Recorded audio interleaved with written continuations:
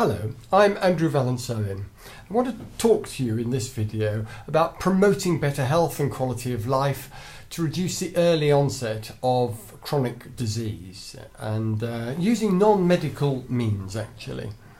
The cost of chronic disease is now becoming absolutely huge, particularly of course to the individuals who get those diseases, but also in cost to healthcare systems.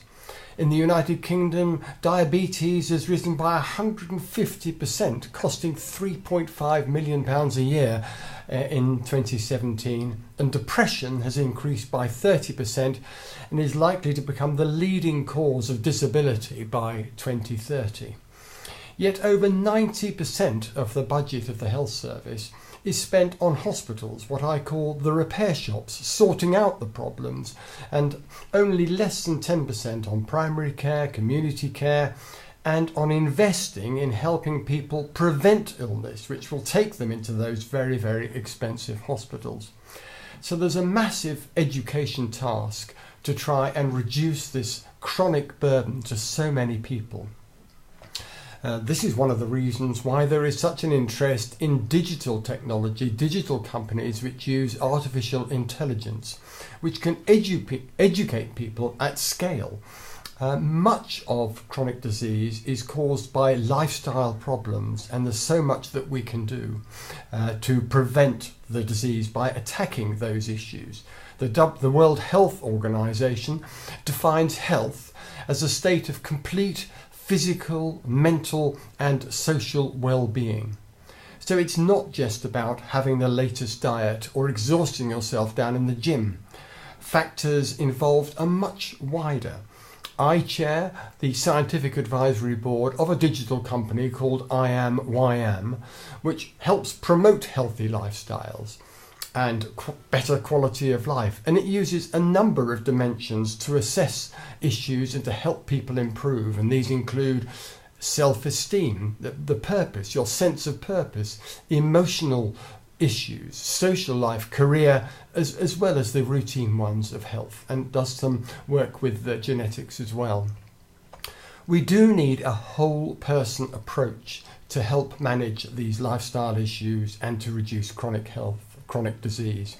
We must invest more in these sorts of approaches to be able to educate at scale and reduce the burden of chronic disease, which is so awful for individuals over time. In the meantime, I want to finish by reading you a poem which brings some of this thinking together. It's called Picking Daisies. It's written by an American poet, but it's certainly something which has affected me and made me think a little bit about my own lifestyle. So here goes. If I had my life all over again, I would pick more daisies. If I had my life over, I would try to make more mistakes next time. I would be sillier than I have been this trip. I would relax. I would limber up. I know very few things I would take seriously. I would be crazier. I would be less hygienic. I would take more chances.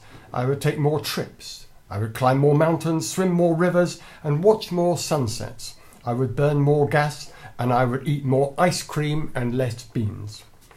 I would have more actual troubles and fewer imaginary ones. You see, I am one of those people who lives prophylactically and sensibly and sanely, hour after hour, day after day.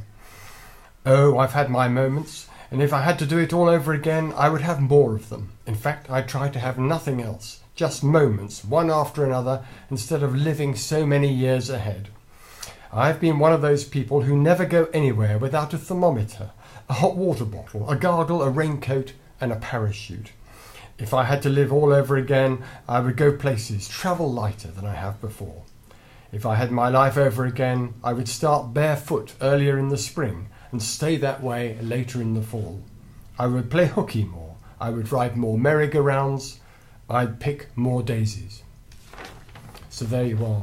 Go to the gym, have your diets, but don't forget the importance of being more unconventional sometimes and picking more daisies.